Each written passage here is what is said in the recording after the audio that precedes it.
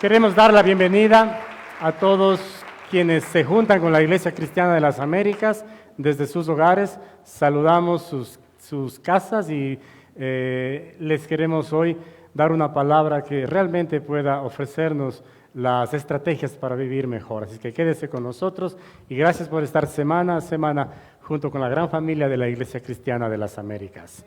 Hoy, después de algunos años, creo que todos podemos darnos cuenta de que las cosas, en general, todas las cosas tienen un deterioro en la vida, ¿no? Usted tal vez compró una mesa cuando recién se casó y si todavía conserva la mesa, tal vez esté un poco avejentada por ahí con rayones. Se nota el curso de la vida, el paso de los años sobre esto, ¿no? Hace unos días, la semana pasada exactamente, el domingo anterior, tuve la oportunidad de conocer la hacienda de Tilipulo. Diga conmigo, Tilipulo. Tilipulo es una hacienda cerca de la ciudad de Latacunga, muy cerca al centro de Latacunga.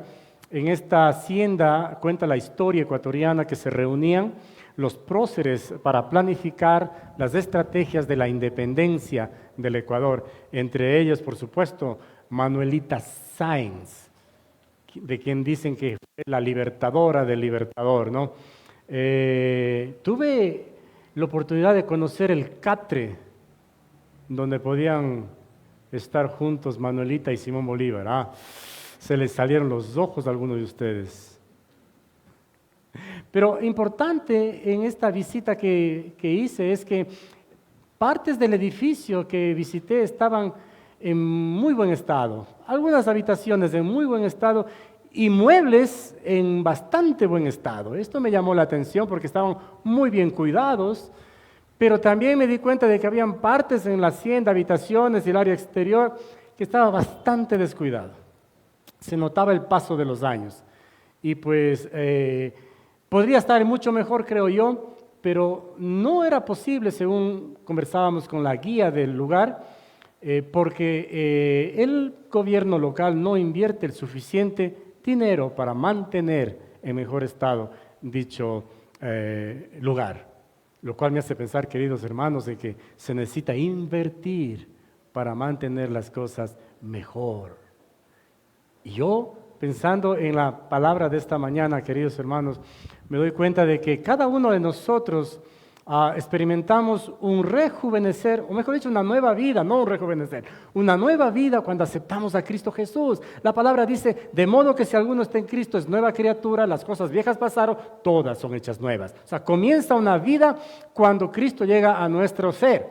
Y de esta manera quisiéramos vivir para siempre, quisiéramos mantenernos con esa frescura de esa vida nueva.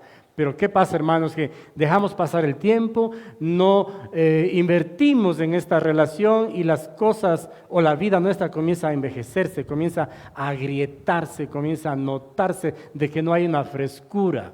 Y eso es un problema en la vida del creyente. ¿Sabe qué? En el pasado, en el Antiguo Testamento se notaba esto en el pueblo de Dios, en forma general. No solamente una persona por aquí o por allá, en forma general se notaba que había un resquebrajamiento en esa relación con Dios. Pero a tal punto, queridos hermanos, que incluso el pueblo de Israel comenzaba a negar a Dios como su Señor y a adoptar a otros dioses como su Dios. Terrible, ¿no?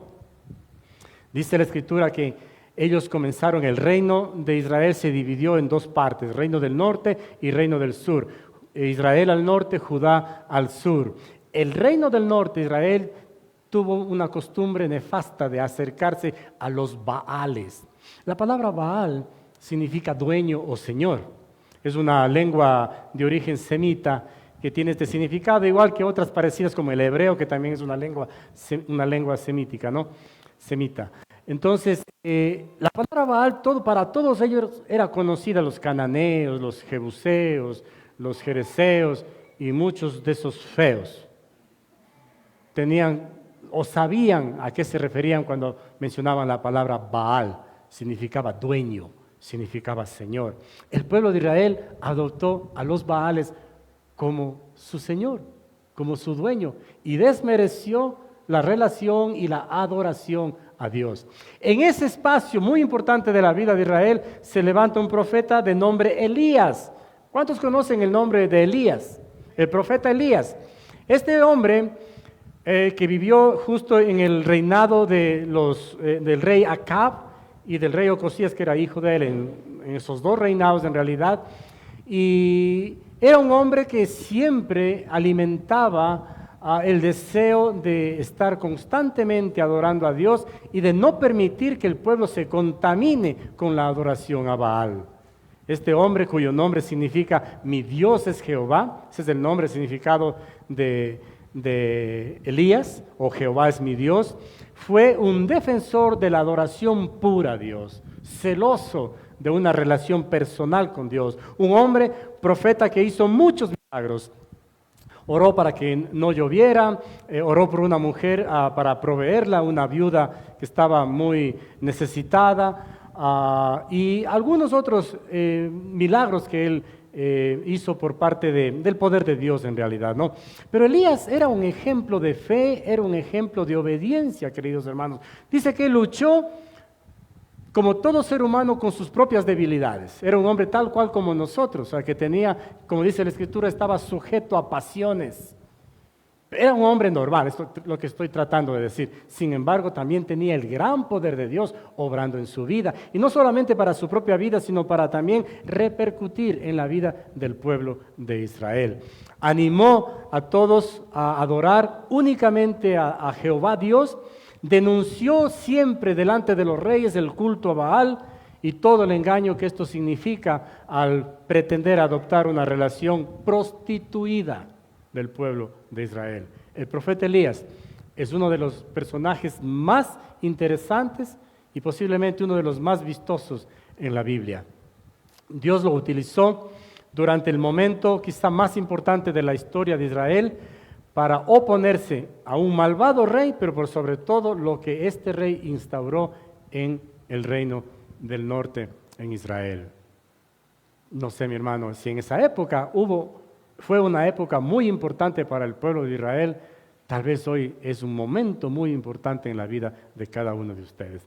Tal vez la adopción de un Baal moderno está tan latente en la vida de nosotros. Hay muchos Baales hoy en día, algunos Baales, perdón la forma en que lo voy a decir, pero tal vez puede constituir su propio esposo o esposa, tal vez sus hijos, tal vez su familia se ha convertido en un Baal en vez de una relación con Dios.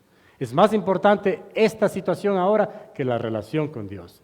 Posponemos nuestra relación con Dios por algunas necesidades que no son malas, como por ejemplo muchos están muy enfocados en hacer maestrías, en estudiar y cada vez más, y está bien, pero que esto ocupe el lugar de Dios, ese es el error que cometió el pueblo de Israel. Por eso se levantó este gran profeta para advertirles de que si bien algunas cosas no son malas, sin embargo te pueden estar robando de una relación con el Señor. Y hoy, esa profecía de Elías es tan vigente, es tan latente para cada uno de nosotros.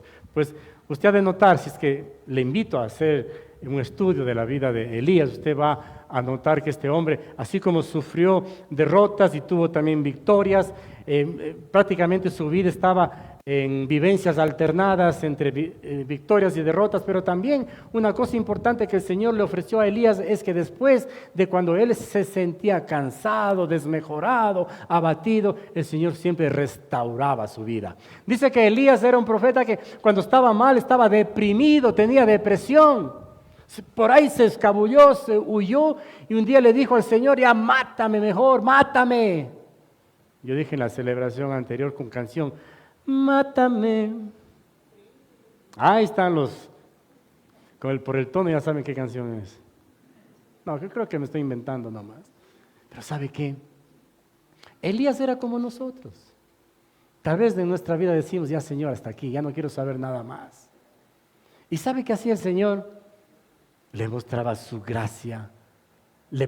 Cuando él decía, quiero irme por ahí y recluirme y morir de hambre, el Señor le enviaba cuervos con alimento para levantarle su ánimo y también no permitir que su cuerpo desfallezca, ¿no? Y por supuesto, su espíritu también se fue levantado delante del Señor. Usted puede mirar esta historia en el libro de los Reyes, el primer libro de los Reyes, capítulos 17, 18 y 19, y se va a dar cuenta de que cuando Elías clamaba también por esa presencia de Dios y él escuchaba truendos y escuchaba ruidos horrendos, él pensaba que ahí está la presencia de Dios, pero no era así. Más bien cuando venía un viento fresco, una suave brisa, ahí estaba la presencia de Dios trayéndole esa frescura en estos momentos difíciles. Elías fue restaurado.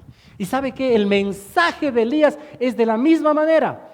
Porque el mensaje de Elías, usted tal vez podrá decir, wow, el milagro más grande que hizo Elías fue aquel milagro que ya cansado de la adoración del pueblo a los Baales, le fue al rey y le dijo, hagamos una cosa, sí, y tráeles a todos los sacerdotes o profetas de Baal y veamos quién es Dios. Armen ustedes un altar aquí, pongan la leña encima y yo voy a armar uno al lado.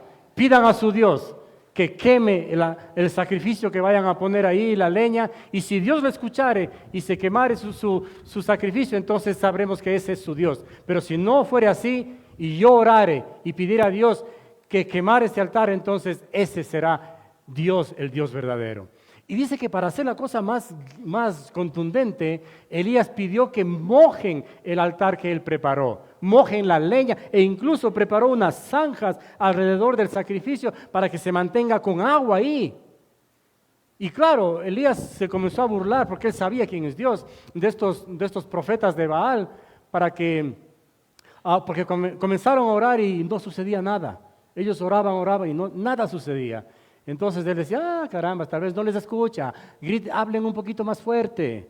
Y después tal vez su Dios se fue a dar una vuelta por ahí. Y con efectos especiales.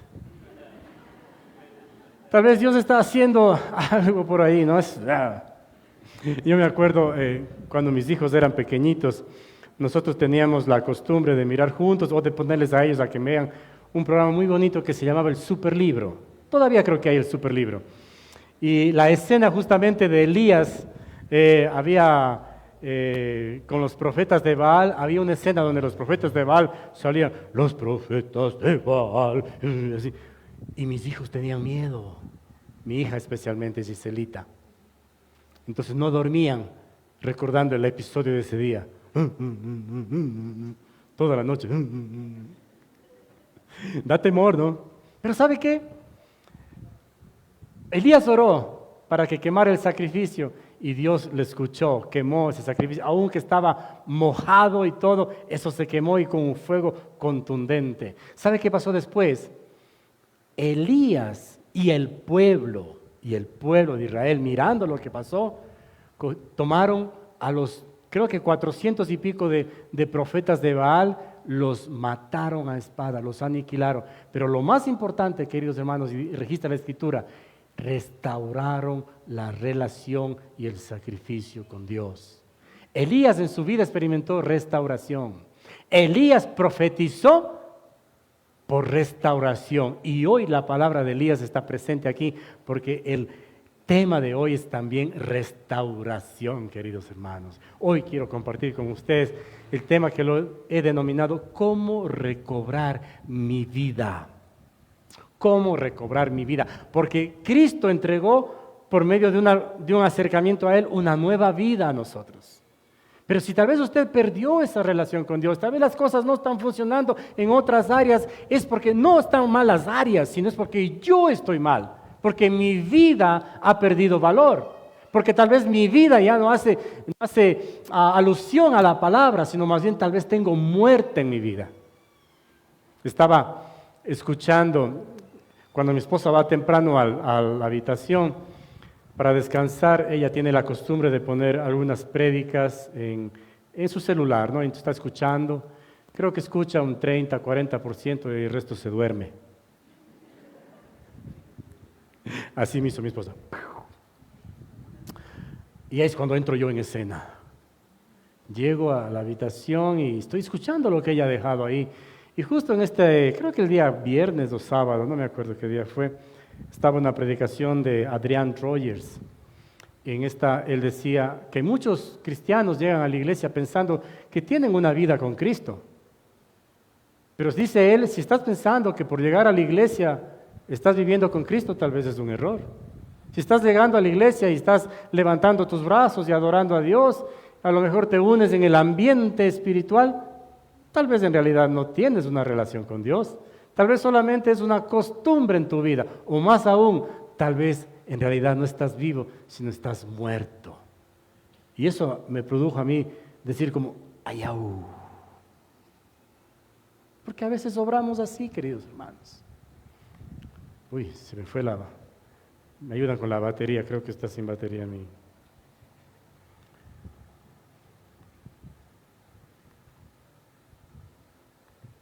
Amén, ahí está. Entonces, el tema es cómo recobrar mi vida. Sí, recobrar, ¿por qué? Porque estoy hablando de restauración. Entonces, ¿qué implica o qué significa, queridos hermanos, la palabra restauración? Sí, restauración es la acción y efecto de restaurar. Pero ¿restaurar qué? ¿O qué es restaurar? Restaurar, según nada más el diccionario bíblico, viene de recuperar, de volver a tener las cosas que tenía en un principio, las cosas, los pensamientos, la situación que yo tenía en un principio. Entonces, restaurar, queridos hermanos, tiene que ver con volver a experimentar lo bueno que yo tenía. ¿Sabe qué? En el ámbito espiritual, Dios es el artífice de nuestra restauración, no somos nosotros. Y le voy a poner un ejemplo. Hace unos meses atrás, en nuestra casa se dañó el refrigerador. Un día de esos ya no congelaba, ya no hacía friecito, nada, era solamente un armario ahí. Entonces, dije, aquí algo está pasando. Entonces, como yo sé arreglar cualquier cosa,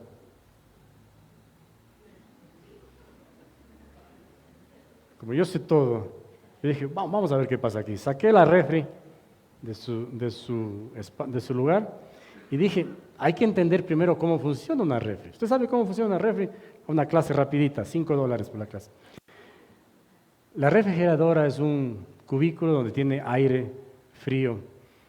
Este aire, ¿no es cierto?, se mueve por todo el espacio, pero para que esto suceda necesito un motor que haga recircular un gas que es bastante frío y a la vez para que todo el espacio tenga este frío hay un ventilador que hace que se esparza este aire frío, pero también como eso está haciéndose frío, puede suceder que el gas se pueda endurecer y no permitir el paso, entonces hay un termostato que hace que cada vez que se enfría demasiado le caliente un poquito para que siempre esté el aire circulando por este espacio. ¿Más o menos se entendió? Sí, ¿no? Como yo sabía eso, dije, aquí o es el motor, o es el ventilador, o es el termostato, o es el gas. ¿No es cierto? Saqué así, dije, vamos a hacer una prueba. Si es que, parece que gas sí hay, el motor suena, ¿sí? Parece que está, y vi que estaba congelando un poco allí. Dije, esta es la falla. Entonces dejé un día completo que se quite toda esa costra que estaba ahí, le limpié por abajo que estaba súper sucio, todo le limpié muy bien, tutoriales en YouTube y bla, bla, bla. Entonces, al día siguiente encendimos el motor y la refri comenzó a trabajar perfectamente. Dije, eres un genio, Diego. Para arreglos de refrigeradoras, llame al 1-800. No, mentira. Yo estaba feliz porque me sentía súper poderoso, súper inteligente. Sí, además fue gratis, no costó nada el arreglo. Pero un par de meses después, oh sorpresa, en la casa de Sabrina y Diego, su refrigerador otra vez comenzó a fallar.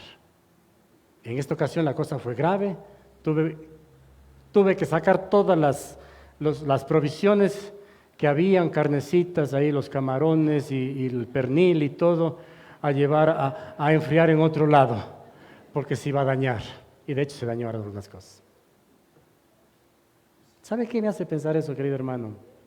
A veces pensamos que la autosuficiencia nuestra en una relación perdida con Dios, nosotros somos capaces de restaurar. Alguna vez decimos, no, sí, ya termino la maestría y ahí sí, Señor. Sí, ahora ya los hijos crecen y ahí sí, Señor. Hago esto por acá y ahí sí te prometo. Como dicen por ahí unos haciendo así la cruz, por lo más santito. Me di cuenta, queridos hermanos, que si no contrataba un profesional, no íbamos a tener refrigerador. Así es que indagué, busqué recomendaciones. Llegó un señor, llevó y me dijo, la falla es esta y la otra. Le cuesta tanto. ¿Cuánto? La cuestión es que hizo los cambios, hizo los arreglos y hoy en día, después de unos meses, está trabajando perfectamente. Tanto que tiene 7 niveles de enfriamiento. En el 1 es más que suficiente. Perfecto. ¿Sabe qué? Cuando nosotros reconocemos delante de Dios que nuestra falla, que nuestro resquebrajamiento, que nuestra vejez tal vez, que nuestra separación con Dios está tan mal que la única forma de restablecerla es implorando a Dios, solo ahí vamos a encontrar restauración de parte de Dios. Y ese es el mensaje que trae Elías a su pueblo. ¿Y sabe qué? Les dije que Elías, este personaje es quizá el más contundente en toda la historia de los profetas. Sí, ¿sabe por qué? Porque trasciende en el tiempo, no se queda ahí. Mire, que a través del tiempo, queridos hermanos, en el libro de Malaquías, permítame, ¿dónde se llevaron mis lentes?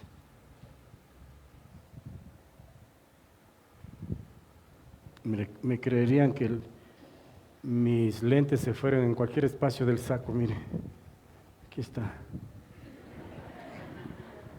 No hay cómo sacar, es que no puedo leer, voy a ver si puedo.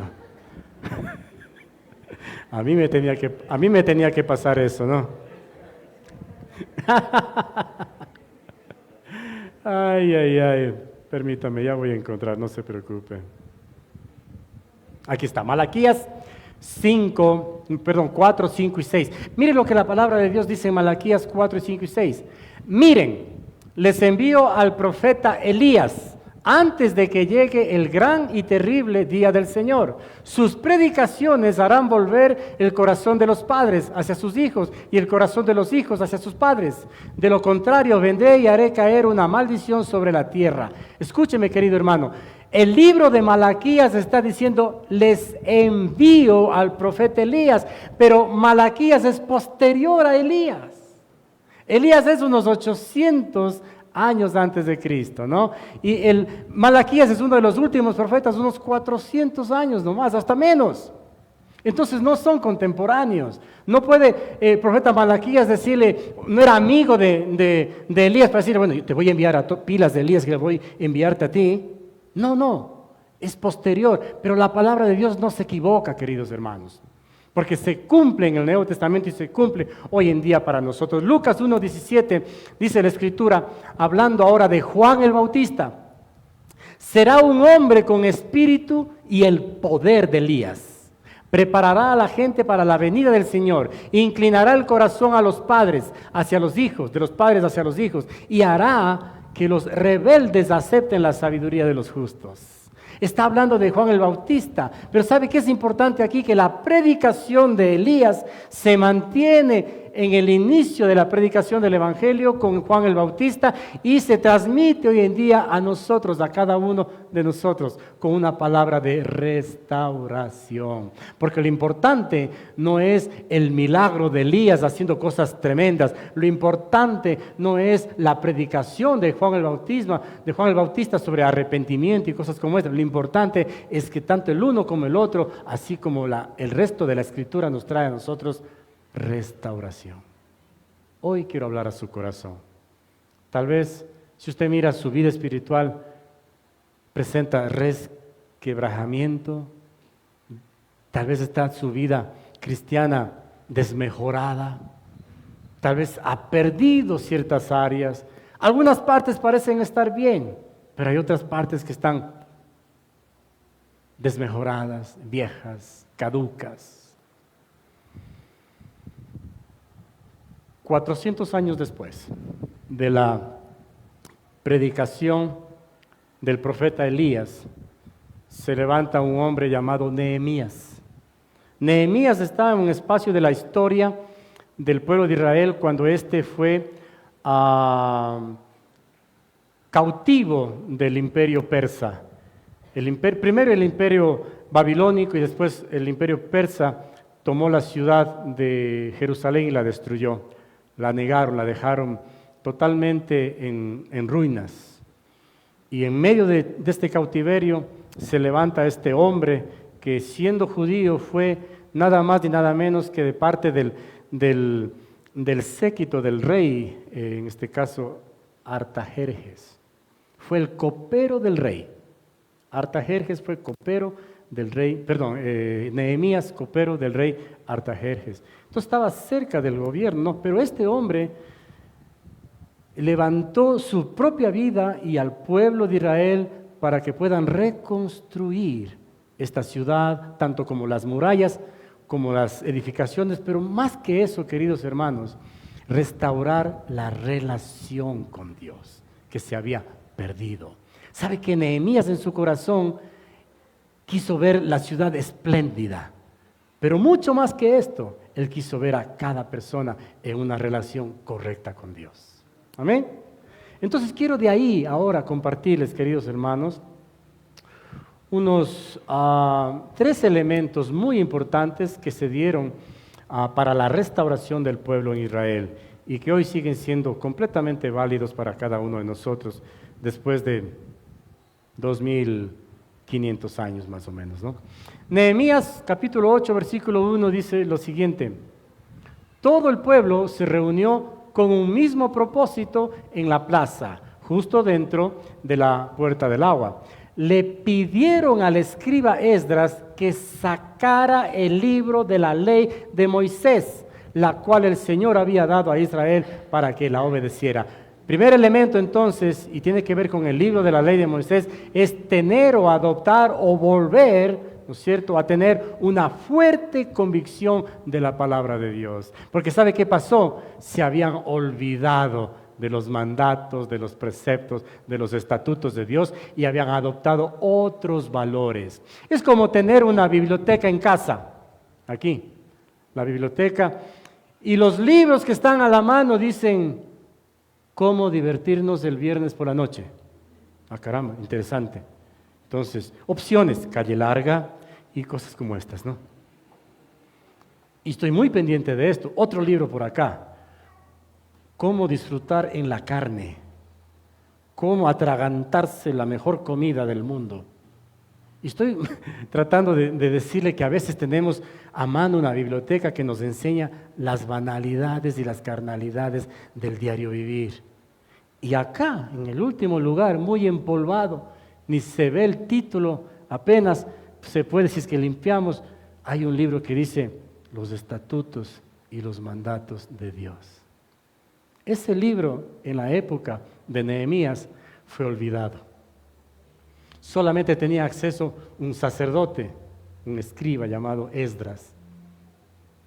Pero el pueblo, después de haberse sacudido por el pensamiento de Nehemías, invitó a que este sacerdote trajera el libro donde están los estatutos y la palabra de Dios. La palabra, queridos hermanos de Dios, es insustituible para la vida cristiana de la iglesia. No hay otro manuscrito, no hay otra referencia para mantener una vida de relación con Dios. Simplemente, queridos hermanos, no existe. La palabra de Dios que fue entregada primero a Abraham, después a Isaac, después a Jacob, después a Moisés, escrita en el tiempo de Moisés ordenadamente para que todos la entendieran y la practicaran. Cuando Moisés murió, le dijo a su seguidor Josué: una cosa te voy a pedir, nunca te apartes de los preceptos, de los mandatos de la palabra de Dios. Medita en ella, no de vez en cuando, no cuando predique algún pastor, no, todos los días de tu vida. Lo que hemos perdido y lo que da cuenta de que estamos necesitados de restauración es justamente que nos hemos olvidado que la palabra de Dios es insustituible. La palabra en esa época le daba visión al pueblo para no ser extraviado. La palabra le daba esa claridad para obrar. Dice la Escritura ya en el Nuevo Testamento, en el libro de Hebreos capítulo 4, versículo 12, que la palabra de Dios es viva y poderosa. Es más cortante que cualquier espada de dos filos. Penetra entre el alma y el espíritu, entre la articulación y la médula del hueso. Deja al descubierto nuestros pensamientos y deseos más íntimos. La palabra tiene la capacidad de llegar a los espacios más internos del ser humano, donde aparentemente solo usted tiene acceso, pero ni así. El único que tiene acceso es la palabra de Dios. Y ahí nos confronta, y ahí nos exhorta, y ahí nos ofrece esperanza, y ahí nos da consuelo, y ahí nos da dirección. También Timoteo, segunda de Timoteo, capítulo 3, versículos 16 y 17, dice, toda la Escritura es inspirada por Dios. No dice el libro de los Salmos, no dice el Nuevo Testamento, no dice solamente, no, toda. Toda la Escritura es inspirada por Dios y es útil para enseñarnos lo que es verdad y para hacernos ver lo que está mal en nuestra vida. Nos corrige cuando estamos equivocados y nos enseña a hacer lo correcto. Dios la usa para preparar y capacitar a su pueblo para que haga toda buena obra. Y un versículo más, Salmo 119, versículo 105. Tu palabra es una lámpara que guía mis pies y una luz a mi camino. Yo entiendo muy bien lo que significa una lámpara. Y con un ejemplo sencillo le voy a mostrar. Tengo como todos tienen tal vez en su casa un mesón de cocina, ¿no? Hay un espacio ahí donde está bajo el fregadero que a veces se daña, a veces gotea agua, algo pasa por ahí. Entonces, como yo sé todo, así como la refri, yo abro la puerta de ahí y me meto para ver qué pasa. Resulta que no se ve absolutamente nada, nada. La luz de la habitación está prendida, está encendida, pero ahí no se ve nada. Entonces yo tengo una super lámpara. Me pongo en la cabeza, ¿sí? Un elástico, y tiene 3 opciones. La una hace así, la otra más luz, la otra menos. Pongo la luz y comienzo a mirar. Aquí está la falla. La Biblia es la super lámpara para mirar las equivocaciones, los errores, las fallas, la vejez que estamos experimentando. Si no recurro a esto, voy en ciegas a pretender arreglar lo que está mal. ¿Se imagina usted un cristiano sin leer la palabra de Dios, tratando de mejorar su vida, que sabe que está mal, pero no sabe cómo? Es como estar miopemente intentando ver lo que no puede. La Biblia tiene la capacidad de mostrar. Por eso es importante, querido hermano, que como primer elemento, usted y yo tengamos una fuerte convicción de lo que es, lo que contiene, lo que significa la palabra de Dios para nosotros. Amén. Número 2, siguiente elemento, para restaurar mi vida o para recuperar mi vida, porque esa es mi vida realmente, ¿sí? Porque alguien puede pensar de una forma carnal y puede decir, déjame espacio, es mi vida. Pues vamos a la iglesia, dame mi espacio, necesito mi espacio. Ya algún rato de ir. No, su vida, si usted recibió a Cristo, es esa la vida con Cristo. El resto es cualquier otra cosa. Número 2, entonces, restaurar una ferviente adoración a Dios. Nehemías 8, versículo 6, dice, entonces Esdras alabó al Señor, el gran Dios, y todo el pueblo, con las manos levantadas, exclamó: amén, amén. Luego se inclinaron y con el rostro en tierra adoraron al Señor. Tremendo, ¿no? Un pueblo que estaba con una ciudad destruida.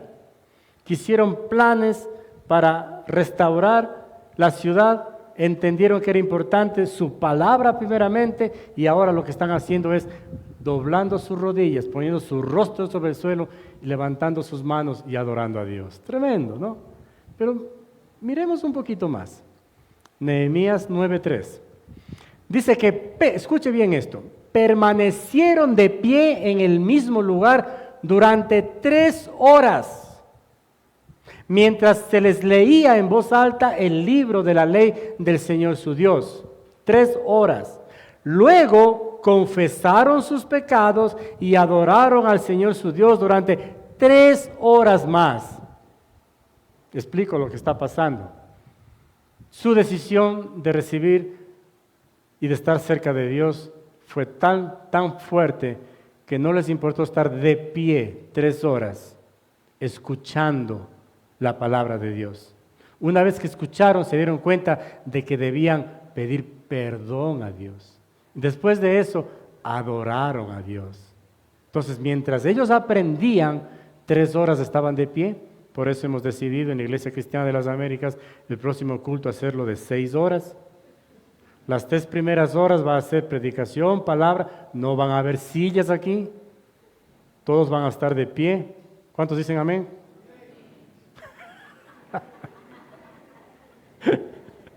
¿Sabe qué me hace notar esto? Perdón, yo hago broma de esto, pero ¿sabe qué me hace notar? La actitud de esta gente, no les importaba. Es más o menos como cuando los jóvenes... bueno, yo voy a recurrir a ejemplos no he estado yo en esa época, pero creo que todo el mundo conoce.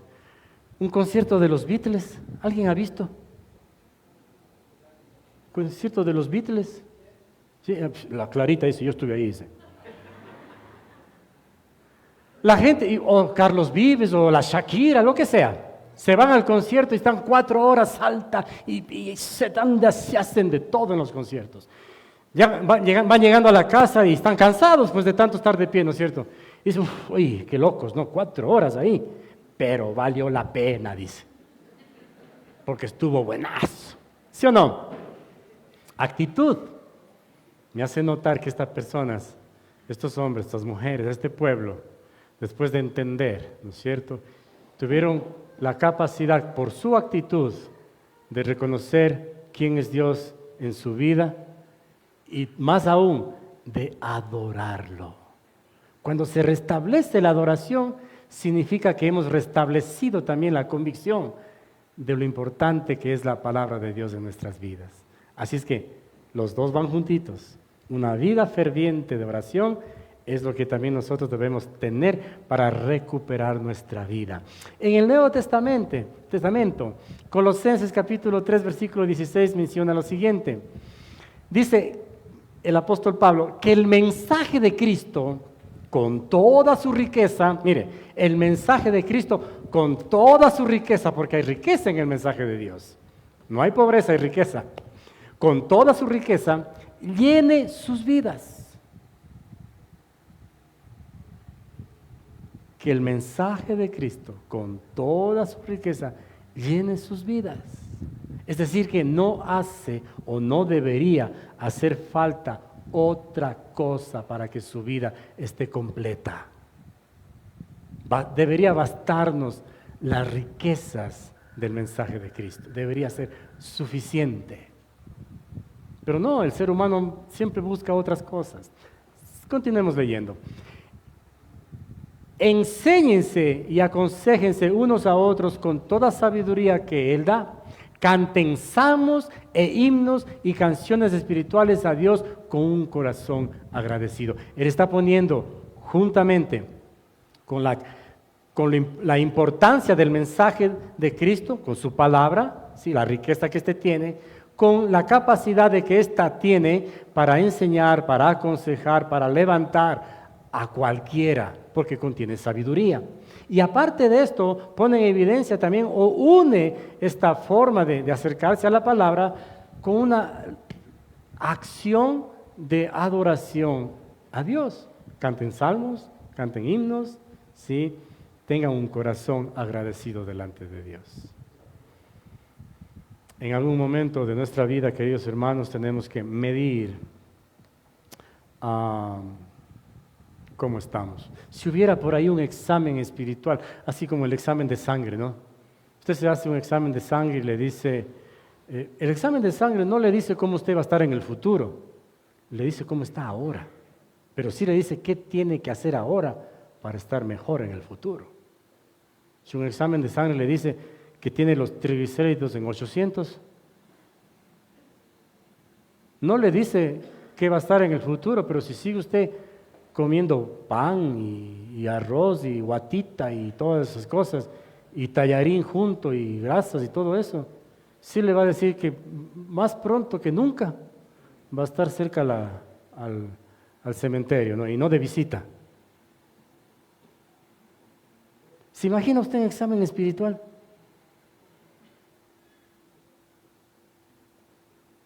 ¿Cómo está su vida espiritual? Yo le voy a ayudar cómo hacer un examen espiritual. Sencillo. Tiene que remitirse en realidad a lo físico. ¿Cómo está usted? ¿Cómo está su familia? ¿Cómo está su esposa, su esposo, sus hijos? ¿Qué dicen de usted o qué no dicen? Este puede ser una buena forma de medir cómo está usted espiritualmente. Porque si usted dice, está fallando mi relación, mírese usted primero. No puede mirar afuera, mírese usted.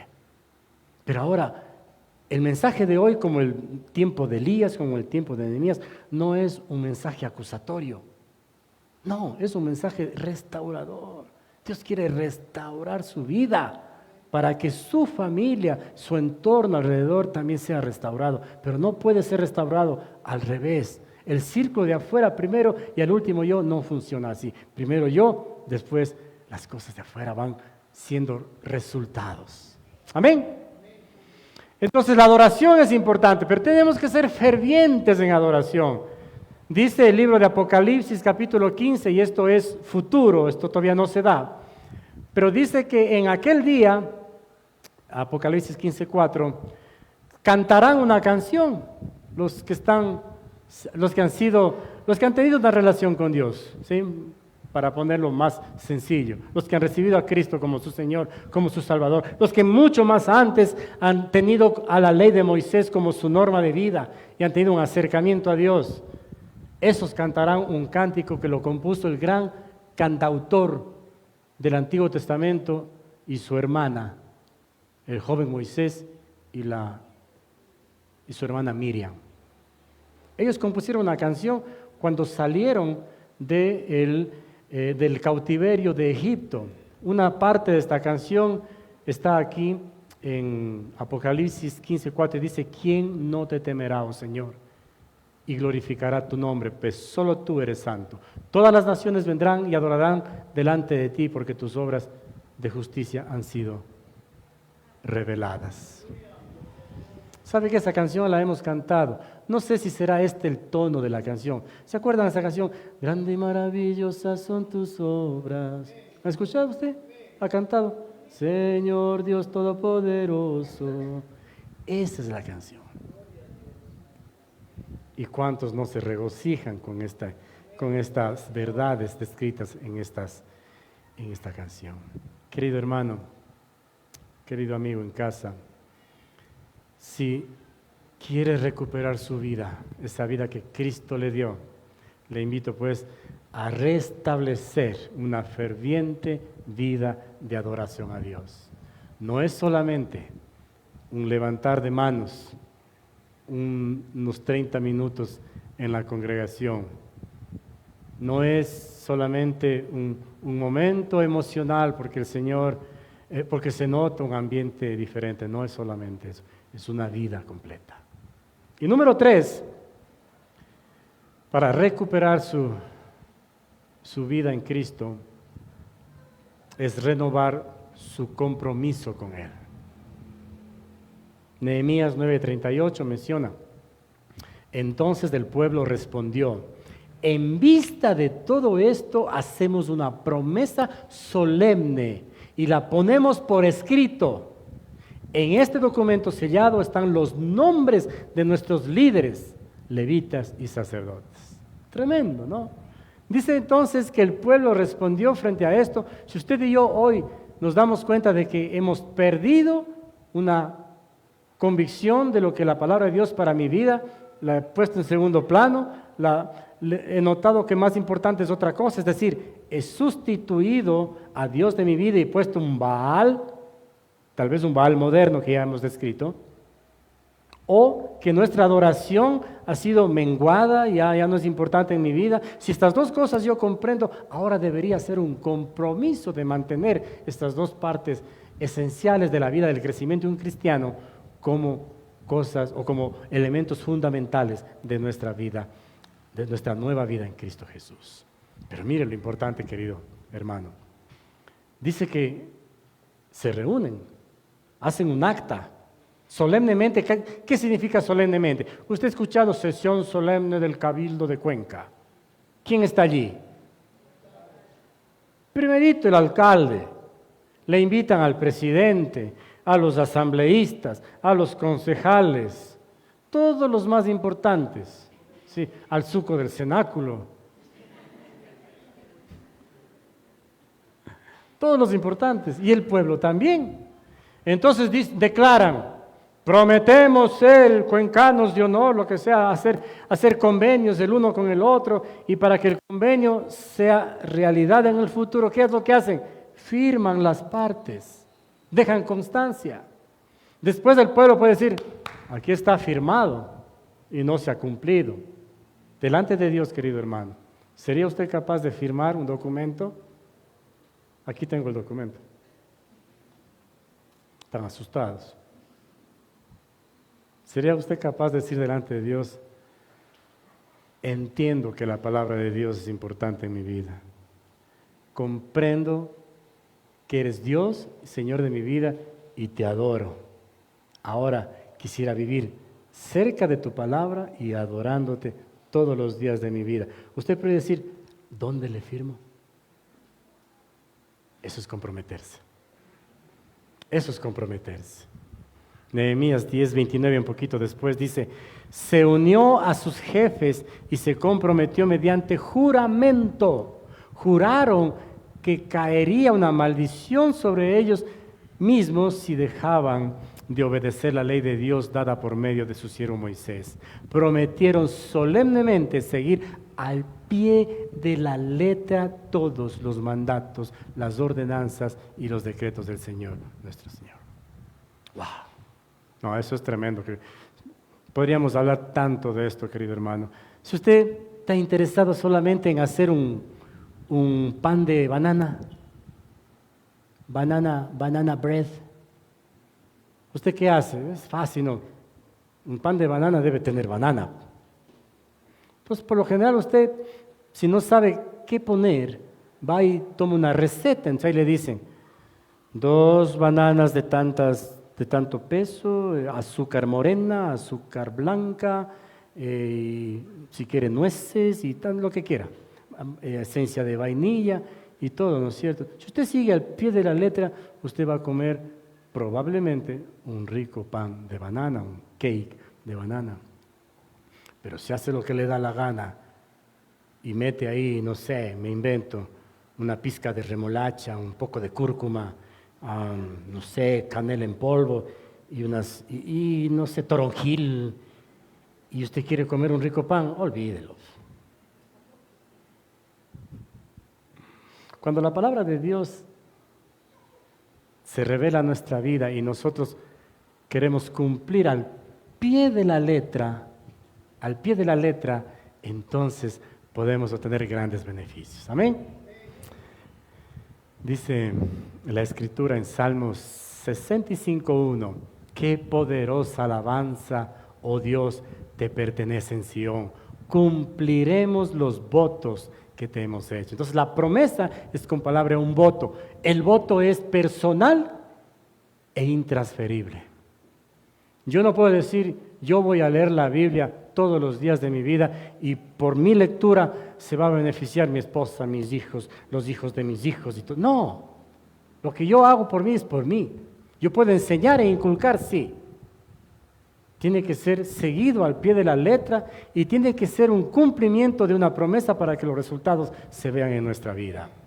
Entonces todos renovaron sus votos esa época. Significa que la voluntad de Dios ahora es más asequible a la vida de cada uno que se compromete, y desde ahí, queridos hermanos, el beneficio de una vida nueva va a comenzar a caminar, se va a comenzar a notar, va a comenzar ya no a lucir, a notárselo deslucido más bien de una vida resquebrajada, y ahora se va a notar una nueva vida creciente en Cristo Jesús. No hay otra forma de obrar poderosamente de parte de Dios, queridos hermanos, si no es cuando una persona tiene la convicción en su corazón y la humildad para reconocer a Dios como su Señor, como su Dios. Amén. Y de nuestra parte, queridos hermanos, y con esto terminamos, deberíamos entender, según el apóstol Pablo nos enseña, que un cambio de mentalidad debe gestarse en el creyente para que nuestra vida sea de vuelta como el Señor preparó para cada uno de nosotros. Romanos 12, 1, 2 menciona lo siguiente: por lo tanto, amados hermanos, les ruego que entreguen su cuerpo a Dios por todo lo que Él ha hecho en favor de ustedes, que sea un sacrificio vivo y santo, la clase de sacrificio que a Él le agrada. Esa es la verdadera forma de adorarlo. No imiten las conductas ni las costumbres de este mundo, más bien dejen que Dios los transforme en personas nuevas al cambiarles la manera de pensar. Entonces aprenderán a conocer la voluntad de Dios para ustedes, la cual es buena, agradable y perfecta. Es una cuestión aquí. Es una cuestión aquí. Yo quiero invitar a usted que está en casa a tomar la decisión de restablecer su vida con Cristo. Si no la tiene, a comenzar una relación con Cristo. Busque su palabra, adore a Dios y permita que por medio de estas dos formas de relacionarse con Dios, su vida sea una vida como el Señor programó para usted, una vida abundante. El Señor les bendiga. Les esperamos cada semana en la Avenida de las Américas y la Juan Pío Montúfar a las 8 de la mañana y a las 11 de la mañana. Muchas gracias.